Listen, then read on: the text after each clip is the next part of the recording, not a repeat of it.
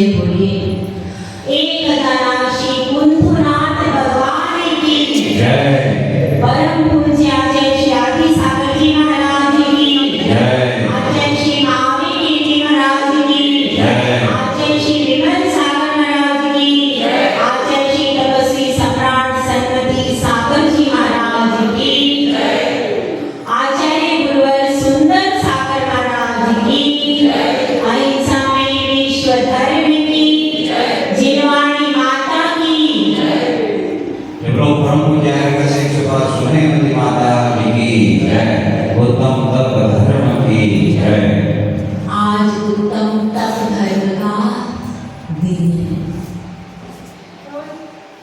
तप के द्वारा ही एक व्यक्ति के जीवन में निखार आता है।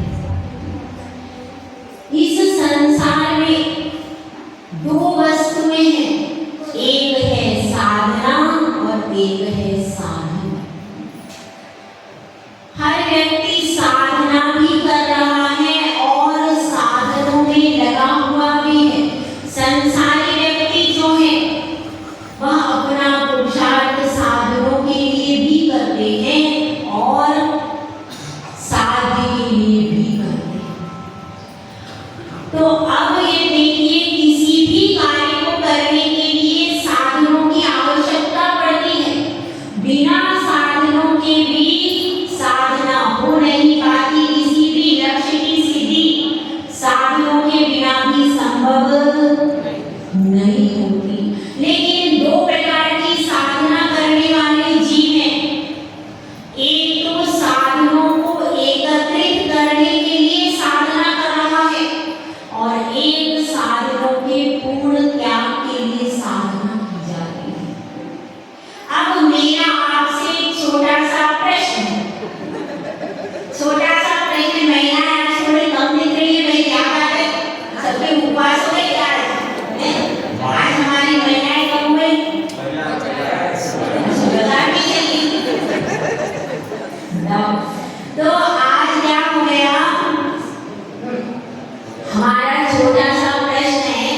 कोई बात नहीं, कम है तो भी हम बहुत हैं, कोई गम नहीं है, हम जितने हैं उतने बहुत हैं। तो बताइए, मेरा आपसे प्रश्न है, एक साधना की जा रही है साधनों को एकत्रित करने के लिए और एक साधना की जा रही है साधनों का पूर्ण त्याग करने के लिए।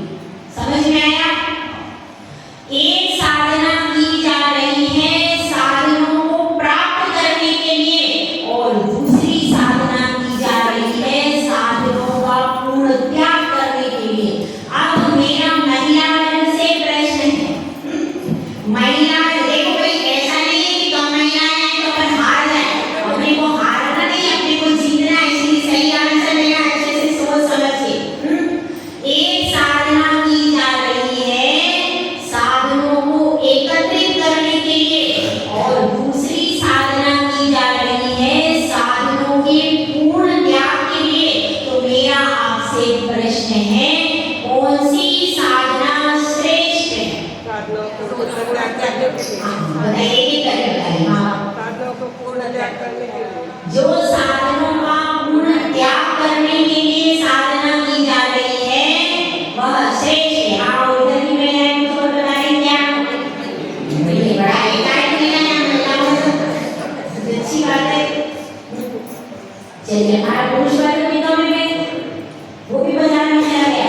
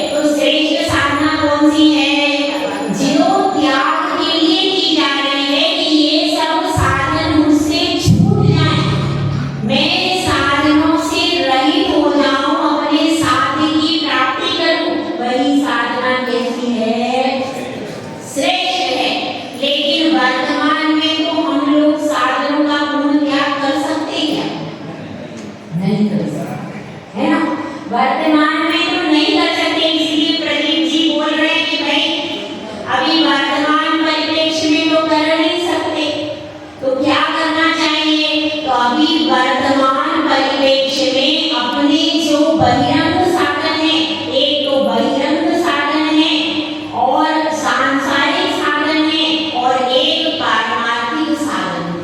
ठीक है, सांसारिक साधन में आपके पास क्या है? आपका घर है, परिवार है, धन है, आदि बहुत सारे साधन।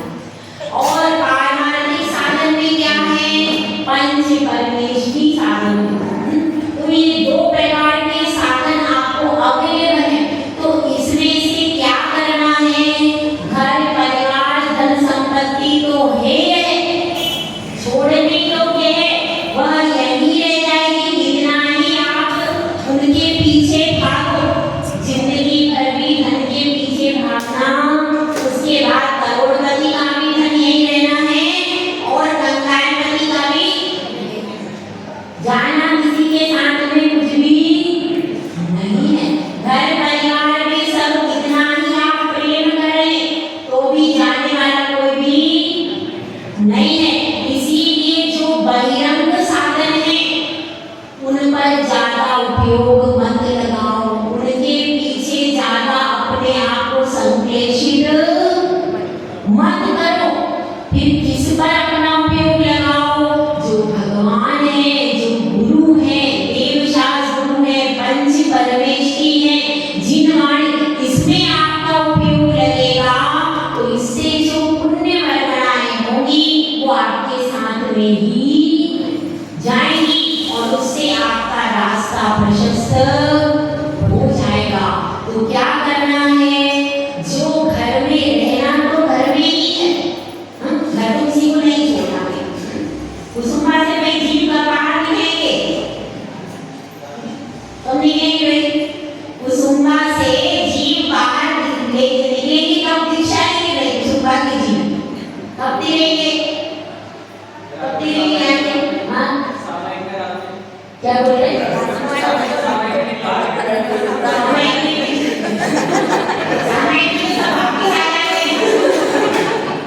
सीधे शिनाने जाके वापस आ जाते हैं, इसलिए गड़बड़ हो जाती है। तो देखो, साधन हमारे पास दो प्रकार के हैं। बहिरंग साधन कितने प्रकार के हैं? दो प्रकार के। एक तो आपके सांसारिक साधन है और एक पारमार्थिक साधन। तो अपना उपयोग क्या लगाना है? सांसारिक साधन तो मेरे ना हुए हैं, ना कभी मेरे होंगे, वो मेरे कभी भी नहीं है। और जो पारमार्थिक पंच परमेष्ठी है, ये भी मेरे तो नहीं है क्या? मेरे नहीं है, लेकिन मेरा जो स्वभाव है उसको प्राप्त करने के लिए ये रास्ता जरूर दिखाते हैं। ये मेरे पथ प्रदर्शक है मोक्ष पथ के लिए, इसीलिए इनकी आराधना और इनकी प्राप्ति के लिए यदि आप साधना भी करते हो तो गलत। अगर पूजा में मन लग रहा है, कह रहे हैं प्रभु आपके दर्शन मिले, भव भव में क्या मिले? भगवान के दर्शन मिले, निर्ग्रंथ गुरु की आहार लूं और जिनवाणी को पढ़ूं, जब तक मुक्ति न मिले। कहते हैं अपन, जब तक भगवान मुक्ति नहीं मिले तब तक ये वितरागी भगवान चाहिए। दूसरे चाहिए क्या? भगवान मुझको कौन से चाहिए? वितरागी भगवान चाहिए, निर्ग्रंथ गुरु चाहिए, नमोकार मंत्र चाहिए और जिनवाणी माता चाहिए। इसकी प्राप्ति आप करना चाहते हो कि नहीं? इन साधनों की प्राप्ति के लिए हम पुरुषार्थ करते हैं कि नहीं? करते हैं। सुबह से उठ करके मंदिर में आते हैं, अभिषेक करते हैं, पूजा करते हैं। क्या लक्ष्य है? कि हमारे भगवान के निमित्त से हमारे परिणाम उज्जवल बन जाएंगे। तो ये भी साधन है, पर ये साधन मोक्ष के रास्ते पर ले जाते हैं। इनके निमित्त से जो भी आप साधना करोगे, जो आप तपस्या करोगे, तो आप मोक्ष के निकट पहुंचोगे। और अगर सांसारिक साधनों की मदद से आप तपोगे तो क्या होगा? वह सारा मिथ्या तप होगा और आप संसार में परिभ्रमण करते ही रहोगे। इसलिए विचार करना है कि हमारी साधना कैसी है और किसके लिए। देखिए, कुम्हार मिट्टी को लेकर के आया था। मिट्टी को पांव से रौंदा और रौंदने के बाद में उसका बना दिया घड़ा, उसका घड़ा बना दिया। अब वह घड़ा तो बना है लेकिन घड़ा अभी कच्चा है, कच्चा घड़ा है। अब घड़ा भी बन गया। देखिए पहले पैरों से रौंदा, उसके बाद उसको चाक पर चढ़ा दिया। उसका माथा कैसा हो गया, मिट्टी एकदम घबरा गई, लेकिन फिर भी मिट्टी चुप रही। उस मिट्टी ने कुछ नहीं कहा। जैसे कि दीक्षा लेने जाते तो क्या होता है, सबसे पहले केश लोच करो, बिना केश लोच के दीक्षा होती है क्या भैया? क्यों? बिना केश लोच के दीक्षा नहीं होती। सबसे पहले केश लोच कर पाओगे तो दीक्षा होगी। तो इसी तरह से वह मिट्टी को चाक पर चढ़ा दिया, वो घूमने लगी। उसके बाद फिर क्या हुआ, वहां पर उसको आकार दिया गया धीरे धीरे घड़े का, और वह घड़ा बनके तैयार हो गया। उसको धागे से रख लेते हैं, हटा लेते हैं चाक पर से। अब वह चाक पर से हट गया, लेकिन अभी उपयोगी नहीं बना। बनाया क्या? जब तक वह तपेगा नहीं तब तक क्या होगा, उपयोगी बनने वाला नहीं है। तो वह फिर उसको उतार दिया और क्या हो गया, फिर कहाँ रख दिया, धूप में उस घड़े को रख दिया। क्यों रख दिया? क्योंकि अभी तपना बाकी है। बिना तपे कोई भी जीव तिर नहीं सकता है। तिर सकता है क्या? तपस्या इसीलिए जरूरी है। देखिए किस किस प्रकार की तपस्या लोग करते हैं, कहां कहां से लोग अपनी अपनी वर्णनाओं को बनाते हैं। आप एक छोटे से दृष्टांत के माध्यम से समझिए। आप सबका जाना पहचाना दृष्टांत है। 5 कुमार अपने साथियों के साथ जा रहे हैं, हाथी पर सवार होकर के वन भ्रमण के लिए जा रहे हैं। इतने में रास्ते में देखते क्या है, अपने अवधि ज्ञान से जान लेते हैं, तुरंत हाथी से उतरते हैं और देख रहे हैं वहां पर पंचाग्नि तप हो रहा है। पंचाग्नि तप को देखकर 5 कुमार कहते हैं, हे तपसी, तुम यह क्या कर रहे हो? इस लकड़ी में जीव है, यदि तुम इस लकड़ी को अग्नि में डालोगे तो जीव, दोनों जीव मर जाएंगे। इस पर तपसी कहता है, मुझे समझाने की जरूरत नहीं है, मैं बहुत बड़ा तपस्वी हूँ, मैं सब कुछ जानता हूँ, इस लकड़ी में कुछ भी नहीं है। इस पर 5 कुमार कहते हैं, हे तपसी, तुम मेरी बात मानो, इस लकड़ी में जीव है, उन दोनों जीवों के प्राणों को बचाओ।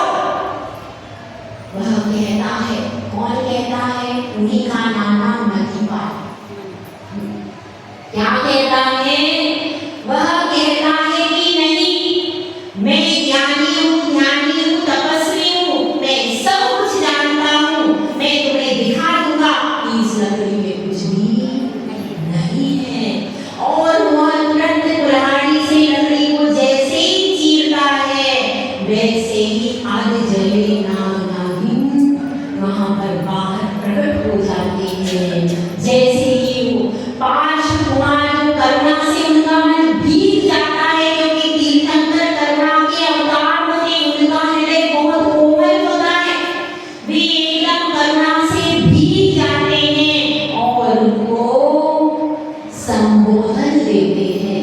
संबोधन पाकर के क्या हो जाता है, नाग नागिन जो है नमोकार मंत्र सुनाते हैं, ऐसा भी आता है। और दोनों नाग नागिन क्या करते हैं, बहुत ध्यान से श्रवण करते हैं, उस संबोधन को, नमोकार मंत्र को श्रवण करते हैं और फिर वहां से धर्मेंद्र और पद्मावती बन जाते हैं। यह है मिथ्या तप की कहानी। किसकी कहानी? मिथ्या तप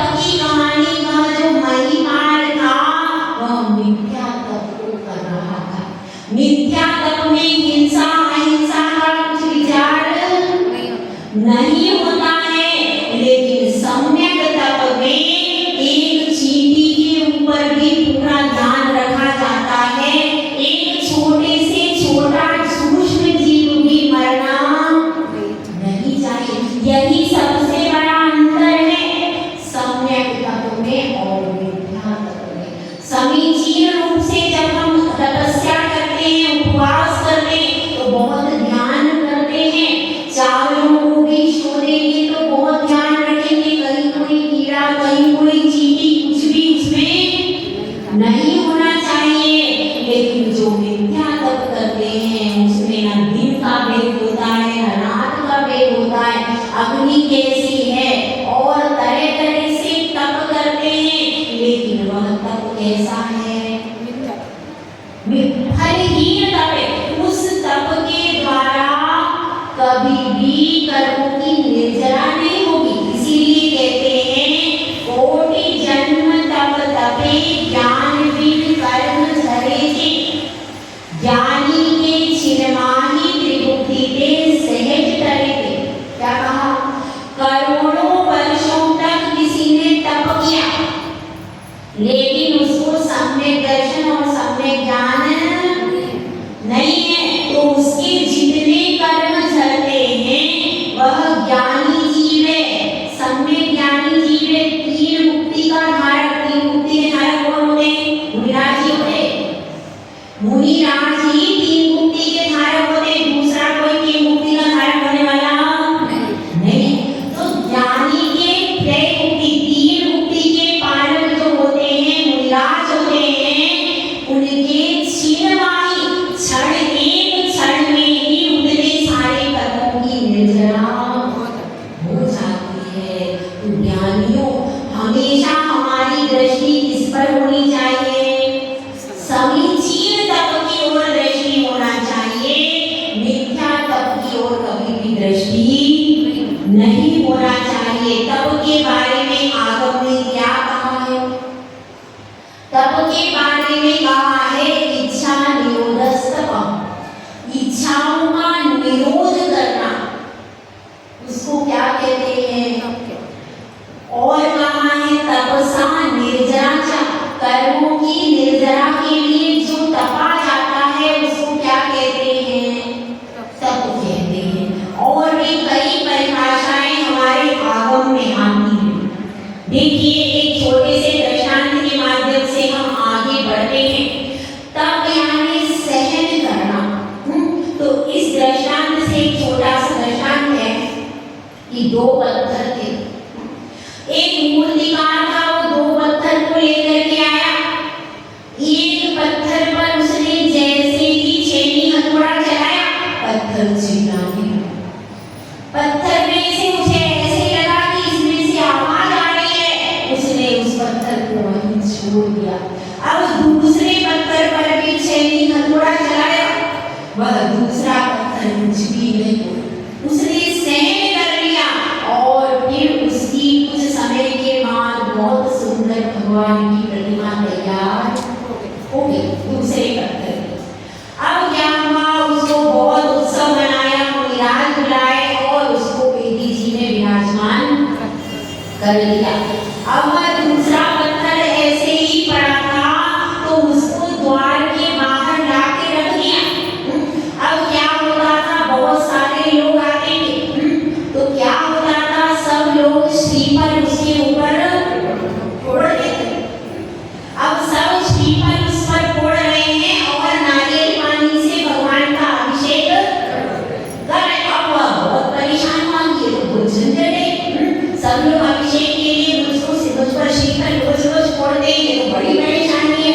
अब उसने कहा दूसरे पत्थर से, भैया तुम्हारा बढ़िया काम है, तुम्हारे निमित्त से जो जो आते हैं सब मुझ पर फोड़ा फोड़ी करते हैं। तो पत्थर दूसरा क्या कहता है?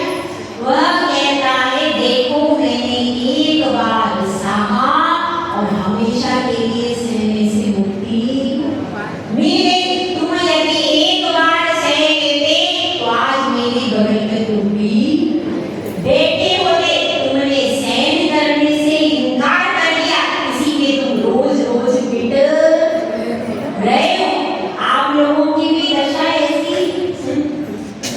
गिलास के कितने तप होते, 12 तप होते, 22 परिचय आपके कितने होते, कोई गिनती नहीं है। सुबह से लेकर के शाम तक पूरे लगे रहते हो, परेशान रहते हो, ये करना है, वो करना है, ये कर, यहाँ जाना है, वहाँ जाना है, कितने टन में कोई गिनती नहीं है।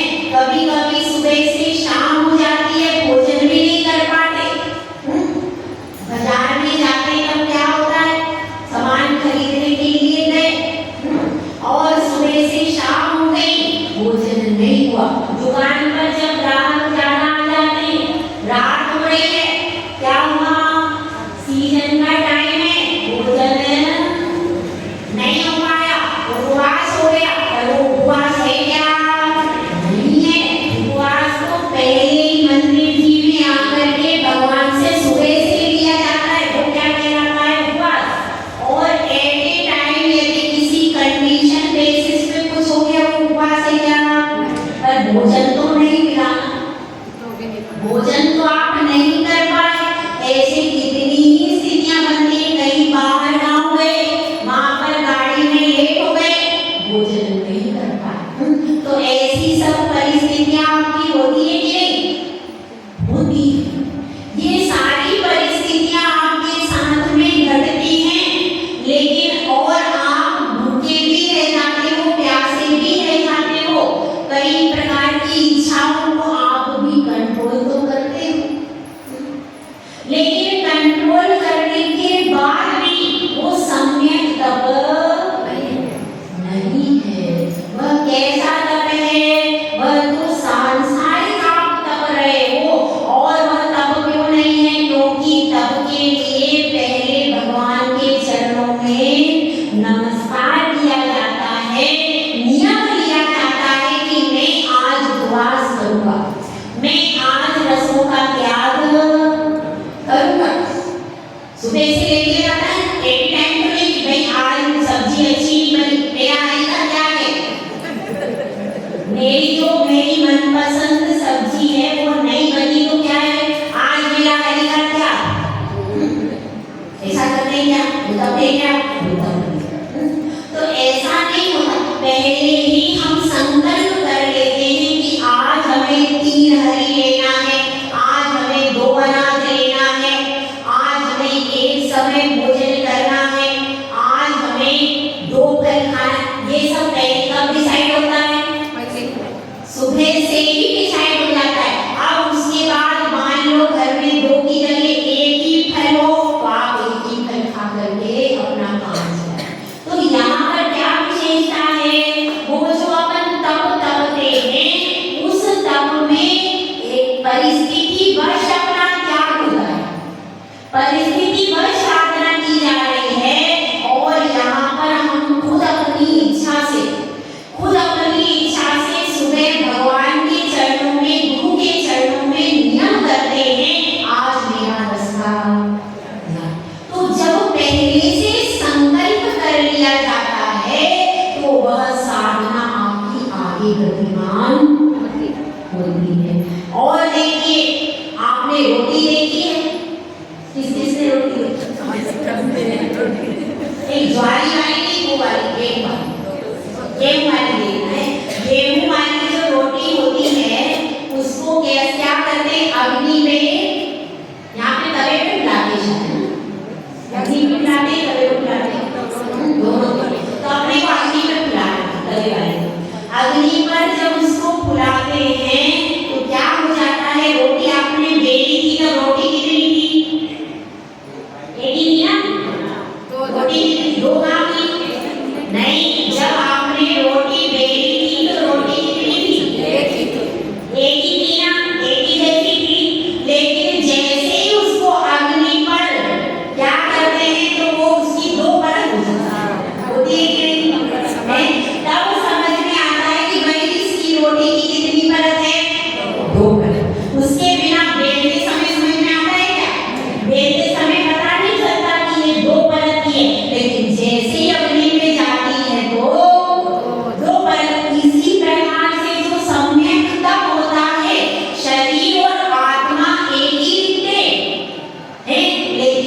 मुनिराज तपस्या करते हैं तो शरीर को अलग कर देते हैं और आत्मा को अलग कर देते हैं। देखो रोटी से भी अपन आत्मा तक पहुंच सकते हैं।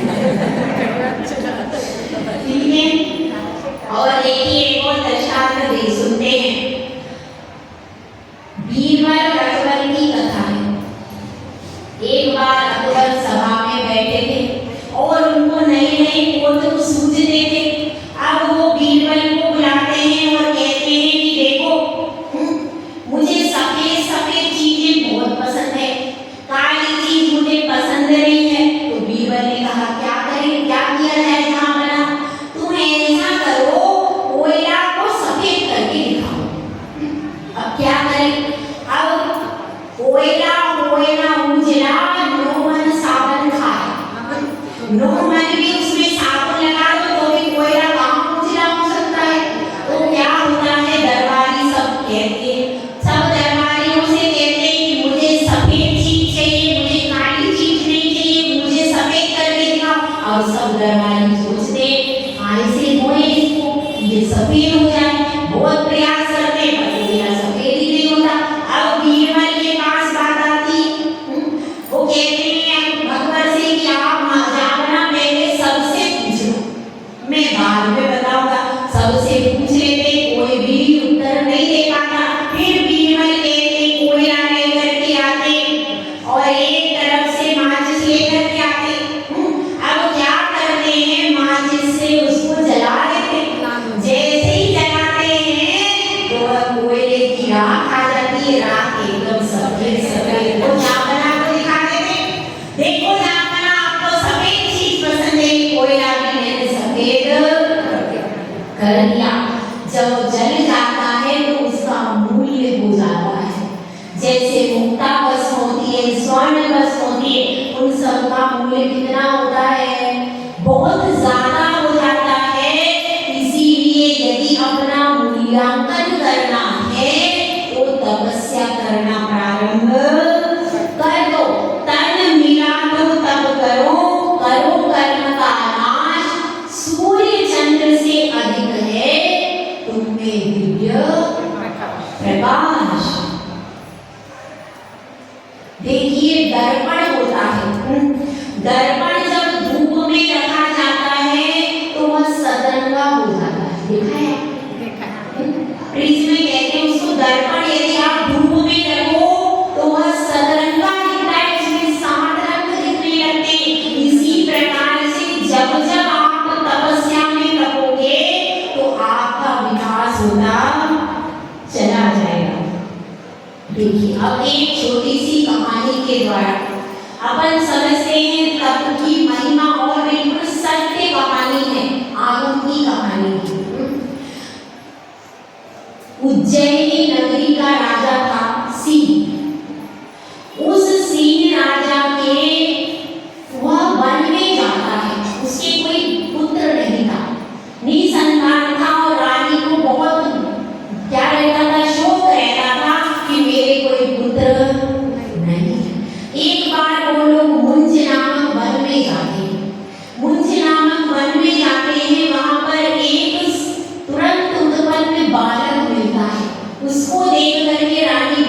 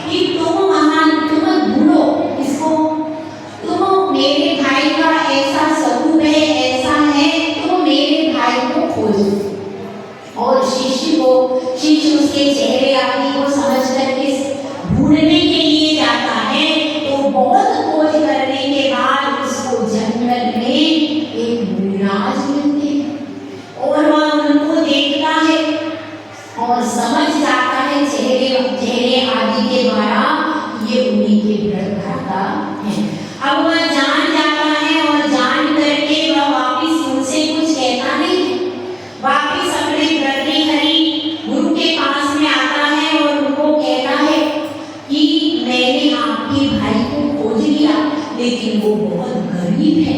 उनके शरीर पर तो एक धागा भी नहीं है, वो गहरे जंगल में रहते, उनके पास तो भोजन की भी व्यवस्था नहीं है। और मैं तो वहां पर रहा, मुझे तो भोजन भी नहीं मिला, मैं तो बड़ा परेशान रहा, वे तो बहुत गरीब है। जब यह स्थिति सुनते हैं कौन भर्तृहरि, तो उनको लगता है कि मेरे भाई इतने दुखी हैं, इतने दुखी मेरे भाई हैं, उनके दुख को दूर करना चाहिए। कैसे उनके दुख को दूर करें? तो अब वह कहता है शिष्य से कि तुम जाओ और ये रस तुम भी ले जाओ, इसमें से थोड़ा सा रस उनको दे दो। अब वह थोड़ा सा रस लेकर के सूर्यचंद्र के पास में आता है शिष्य और कहता है कि मैं आपके भाई भर्तृहरि के पास से आया हूँ, यह रस तुम भी, में से थोड़ा सा सोने का रस है, सोना बनाने का रस है, आप यह रस ले लो और अपनी दरिद्रता को दूर करो। तब वह क्या करते हैं, वे उस रस को लेते हैं और उसको वहीं फेंक देते हैं। जब वह फेंक देते हैं तो शिष्य वापिस आता है। अब सूर्यचंद्र पूछते हैं क्यों, मेरे भाई ने रस ले लिया ना? उन्होंने क्या कहा, अरे मुझे तो लगता है आपके भाई का दिमाग खराब हो गया, वे पागल हो गए हैं, उन्हें कुछ समझ कुछ नहीं है, इतना बहुमूल्य रस उन्होंने वहीं पत्थर में मिट्टी में फेंक दिया, कुछ भी मूल्य नहीं किया है। तो अब उनको और दुख होता है कि मेरा भाई तो बहुत बुद्धिमान था, वह ऐसा कैसे हो गया, उसका ऐसे कैसे हो गया, उनको बहुत दुख होता है। उनको कहते हैं कि अब तुम यहीं रहो, मैं स्वयं मेरे भाई के पास में जाता हूँ। और स्वयं भर्तृहरि अपने भाई सूर्यचंद्र के पास में जाते हैं, जाकर के कहते हैं भैया तुम्हारी कैसी दशा हो रही है, तुम कितने गरीब हो, देखो मैं तुम्हारे लिए स्वर्ण रस लाया हूँ, इसको ले लो और अपनी गरीबी को दूर करो।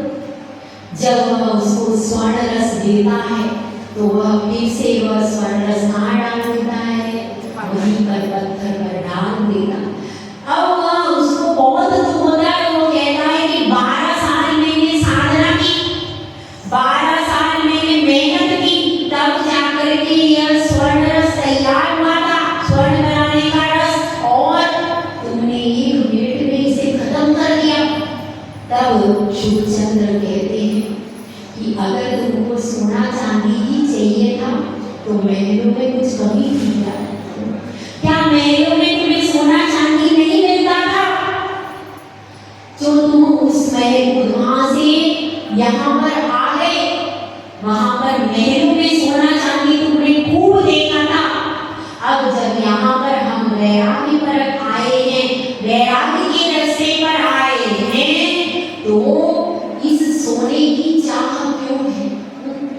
यह सांसारिक चाह क्यों है? अगर दीक्षा ली है तो अपने आत्मधन की चाह होना चाहिए, पर द्रव्यों की चाह नहीं होना चाहिए। इस पर भर्तृहरि कहते हैं मैंने 12 साल सोना बनाने की विधि सीखी, तुमने 12 साल क्या किया? तुमने क्या किया 12 साल, मुझे बताओ, तुमने कैसी साधना की? तो सूर्यचंद्र अपने पैरों के नीचे से धूल निकालते हैं और शिला पर फेंक देते हैं, वह पूरी शिला सोने की बन जाती है। ये कहानी कहाँ की है? सोनागिरी, बिल्कुल सच्ची कहानी है, सोनागिरी पर्वत की कहानी है। वहां पर वह शिला सोने की बन गई, इसीलिए उसका नाम क्या हो गया? सोनागिरी पर्वत हो गया। तो इससे समझना चाहिए कि समीचीन जो तप है उसमें कितनी शक्ति है, सुंदर है। और आचार्य सन्मति सागर महाराज, जिनकी अगर तपस्या का क्षेत्र हो और उनकी चर्चा नहीं की जाए तो तपस्या का क्षेत्र अधूरा है। जिन्होंने कितना तप किया कि जन्म से ही वो छोटे थे, 8-10 वर्ष की उम्र से उन्होंने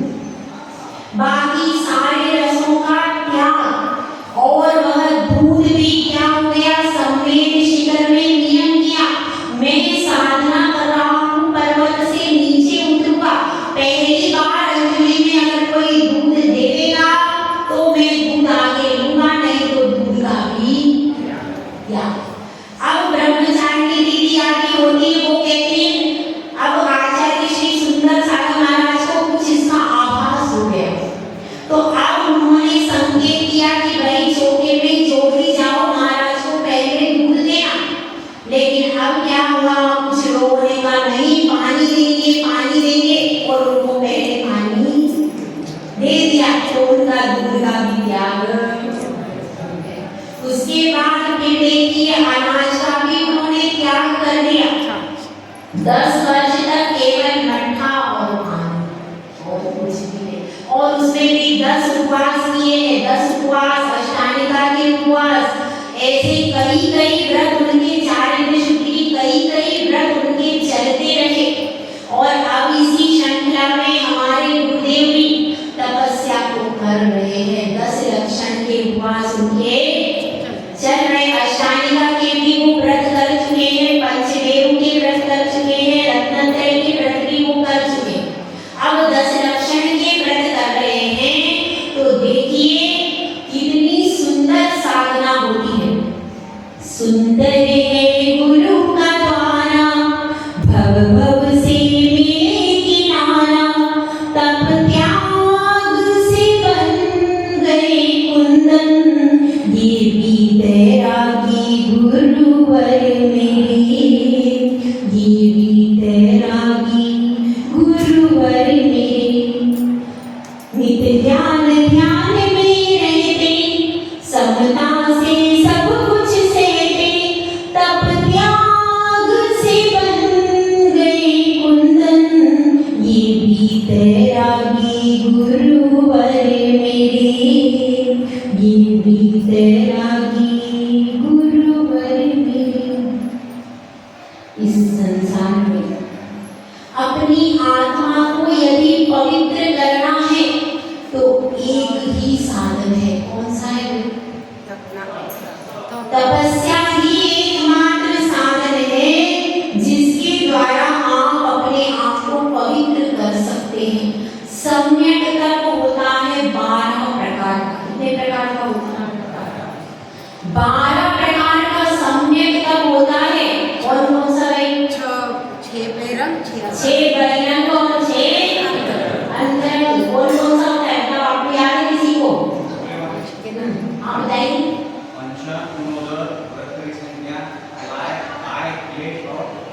नहीं, थोड़ा सा गड़बड़ है। अनशन, उनोदर, हाँ और कोई बताओ। इसमें पर 4 ही हो रहे हैं ना। हाँ बताओ, दीदी बताओ। अनशन पहले भाइयों बताइए। अनशन, अवमोदर्य,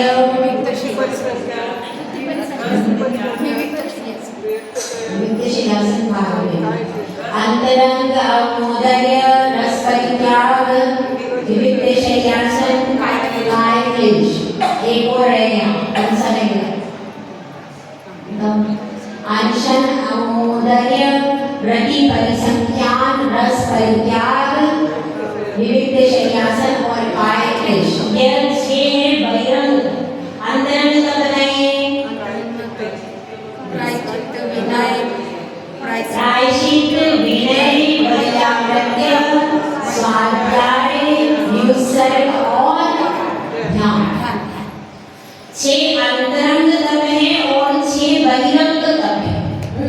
लेकिन जो बहिरंग के तप है वो भी अंतरंग के साथ है। ये खास है क्या? अनशन भी कोई कर रहा है तो वह सम्यक दर्शन की साधना पूर्वक कर रहा है, तो उसका सम्यक। वैयावृत्ति तो बाहर से कर रही है। वैयावृत्ति नहीं है उसमें। अंतरंग में क्यों लिया है? अंतरंग में क्यों लिया है? अनशन तप भी है तो कब स्वीकार्य है? जब उसमें सम्यक दर्शन सही है। मतलब अंतरंग में सम्यक दर्शन है तो ये बहिरंग तप स्वीकार्य है।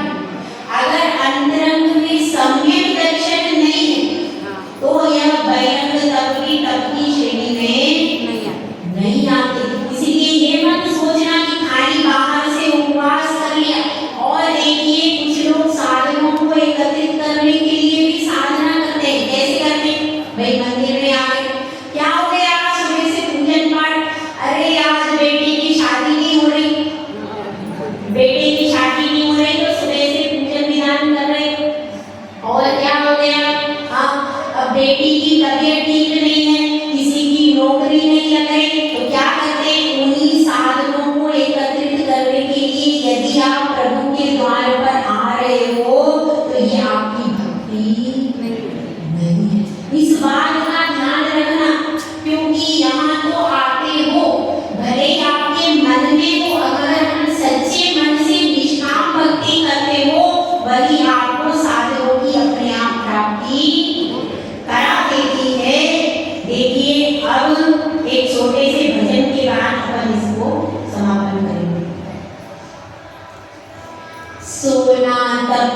तपे रे माटी दीपक जले जले रे बाती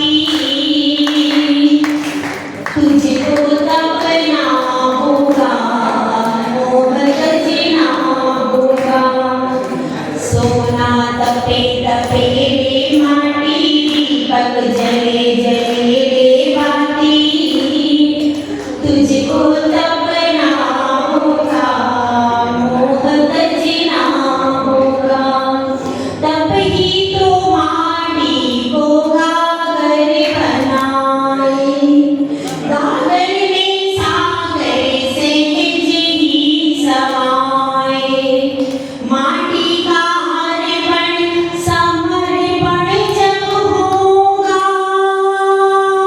हो माटी का अर्पण समर्पण जब होगा मुक्ति रमा का वरण तब ही होगा तुझको तपना होगा मोह तजना होगा तब अग्नि में तप के हो जा तू कुंदन तप से ही कटते हैं कर जन्मों के बंधन तप के बिना तेरा निश्चित पतन है हो तप के बिना तेरा निश्चित पतन है तप ही तो मुक्ति का अंतिम जतन है तुझको तपना होगा तुझको तपना होगा तप यानी इच्छाओं को शांत करना तप यानी विषयों को शांत करना तप यानी विषयों से मन को हटाना तब यानी विषयों को मन से हटाना तप यानी खुद में खुद को ही पाना तब यानी खुद को ही पाना तप यानी आत्मा को निर्मल बनाना तुझको तपना होगा तुझको तपना होगा तुझको तपना होगा तुझको तपना होगा जय बोलिए आज श्री सुंदर सागर